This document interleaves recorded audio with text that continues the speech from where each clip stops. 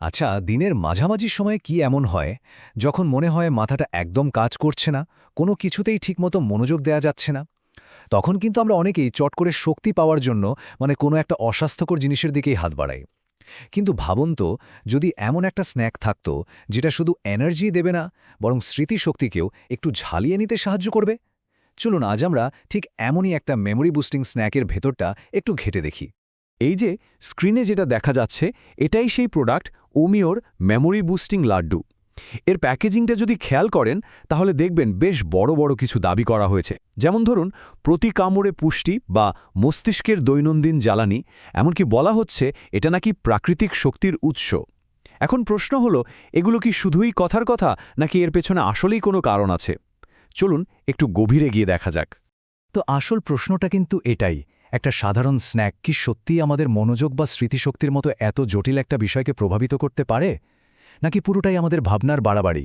এই উত্তরটা পেতেই কিন্তু আমাদের এর প্রত্যেকটা উপাদানকে আলাদা আলাদা করে দেখতে হবে। তাহলে প্রথমেই চলুন এই লাড্ডুটা আসলে কি দিয়ে তৈরি সেটার একটা ব্যবচ্ছেদ করা যাক। ঠিক যেভাবে একজন গোয়েন্দা কোনো রহস্যের সমাধান করতে গিয়ে একটা সূত্র ধরে এগোয়, আমরাও ঠিক সেভাবেই এর উপাদানগুলোকে একটা একটা করে দেখব, বোঝার চেষ্টা করব ঠিক কি আছে এর মধ্যে যা একে স্মৃতিবর্ধক নামটা দিচ্ছে। এই লাড্ডুর একেবারে ভিত্তিটাই তৈরি হয়েছে 4 রকম খুব শক্তিশালী বাদাম দিয়ে: অ্যামন্ড, আখরোট, কাজু আর পেস্তা। এগুলো যে শুধু খেতে মজা তা কিন্তু নয়, এগুলো আসলে স্বাস্থ্যকর ফ্যাট, প্রোটিন আর ফাইবারের একটা দারুণ কম্বিনেশন, যা আমাদের অনেকক্ষণ পর্যন্ত পেটে শক্তি ধরে রাখতে সাহায্য করে। বাদামের সাথে সাথে এখানে আরও আছে 4 রকমের বীজের একটা পাওয়ারফুল মিক্স: কুমড়োর বীজ, ফ্ল্যাক্স সিড বা তিসি, চিয়া সিড এবং সূর্যমুখীর বীজ। এই ছোট ছোট দানাগুলোকে কিন্তু ছোট করে দেখার কোনো উপায় নেই। এগুলো আসলে পুষ্টির পাওয়ার হাউস, যেগুলোর মধ্যে ঠাসা থাকে প্রচুর ভিটামিন, মিনারেলস আর খুব দরকারি কিছু ফ্যাটি অ্যাসিড। এখন মনে হতে পারে, এতে যদি চিনি না থাকে তাহলে মিষ্টি ভাবটা আসে কোথা থেকে? এখানে আসল ব্যাপারটা, কোনো কৃত্রিম চিনির বদলে এখানে ব্যবহার করা হয়েছে একদম প্রাকৃতিক মিষ্টি, যেমন খেজুর, ডুমুর, কিশমিশ আর অ্যাপ্রিকট। এগুলোর কাজ কিন্তু শুধু মিষ্টি দেওয়া নয়, এর সাথে সাথে ফাইবার আর নানা রকমের খনিজ যোগ করা। আর একদম শেষে এই পুরো মিশ্রণটাকে দারুণ একটা ফ্লেভার দিতে যোগ করা হয়েছে এলাচ আর জায়ফলের মতো কিছু মশলা। এগুলো শুধু গন্ধই বাড়ায় না, এদের কিন্তু নিজস্ব কিছু ঔষধি গুণও আছে। সাথে আছে হলুদ, যেটা আমরা সবাই জানি প্রদাহরোধী গুণের জন্য বিখ্যাত। আর এই সব কিছুকে একসাথে বেঁধে রাখার জন্য ব্যবহার করা হয়েছে খাঁটি মধু আর ঘি, যেগুলো নিজেরাও কিন্তু পুষ্টির দারুণ উৎস। তো এতক্ষণ তো আমরা দেখলাম যে এর ভেতরে কি কি আছে, কিন্তু আসল প্রশ্ন হল, এই উপাদানগুলো একসাথে হয়ে ঠিক কি কাজটা করে? মানে কেন এগুলো এত গুরুত্বপূর্ণ? চলুন এবার আমরা সেটাই বোঝার চেষ্টা করি। মস্তিষ্কের স্বাস্থ্য থেকে শুরু করে আমাদের পুরো শরীরের জন্য এদের ভূমিকাটা ঠিক কি? এই লাড্ডুর সবচেয়ে বড় যে দাবিটা, সেটা হলো এটা নাকি ব্রেনের জন্য ভালো। কিন্তু এই দাবির পেছনে যুক্তিটা কি? চলুন একটু বিজ্ঞান দিয়ে ব্যাপারটা বোঝার চেষ্টা করা যাক। এর কার্যকারিতার মূল খেলোয়াড় হল ওমেগা-3 ফ্যাটি অ্যাসিড। আখরোট, তিসির বীজ আর চিয়া সিড থেকে পাওয়া এই উপাদানটা আমাদের মস্তিষ্কের জন্য ঠিক তেমনই জরুরি যেমনটা একটা গাড়ির জন্য ইঞ্জিন অয়েল। এটা ব্রেন সেলগুলোকে সুস্থ রাখতে সাহায্য করে আর সার্বিকভাবে মস্তিষ্কের কাজ করার ক্ষমতা বাড়ায়। আচ্ছা, ব্রেনের জ্বালানি তো হলো, কিন্তু এই লাড্ডু কিন্তু পুরো শরীরের জন্যই একটা চমৎকার এনার্জি বুস্টার হিসেবে কাজ করে, বিশেষ করে সেই সময়গুলোর জন্য যখন আমাদের খুব তাড়াতাড়ি শক্তি দরকার, কিন্তু অস্বাস্থ্যকর কিছু খেতেও ইচ্ছে করছে না। এর পেছনের কৌশলটা কি? দেখুন, খেজুর বা মধুর মতো জিনিসগুলো শরীরে খুব দ্রুত শক্তি দেয়, কিন্তু সাথে বাদাম আর ফাইবার থাকার কারণে সেই শক্তিটা হঠাৎ করে বেড়ে গিয়ে আমার ধপ করে কমে যায় না।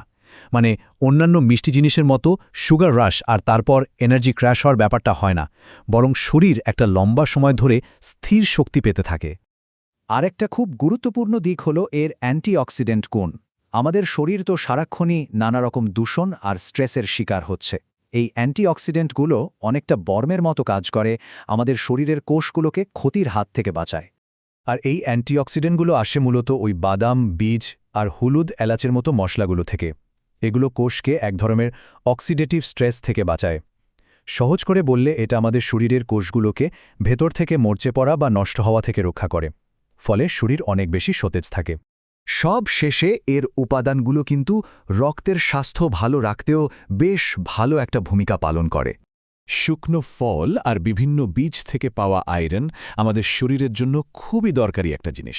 শরীরে আয়রনের অভাব হলেই কিন্তু আমরা ক্লান্তি আর দুর্বলতা অনুভব করি। এই আয়রন আমাদের লোহিত রক্তকণিকা তৈরি করতে সাহায্য করে, আর এই কণিকাই তো সারা শরীরে অক্সিজেন পৌঁছে দিয়ে আমাদের চনমনে রাখে। এত সব উপকারিতার কথা শোনার পর তো মনে হতেই পারে যে বাহ, এটা তো একটা দারুণ স্ন্যাক। কিন্তু যে কোনো খাবারের ক্ষেত্রেই কিছু বিষয় কিন্তু মাথায় রাখা ভালো।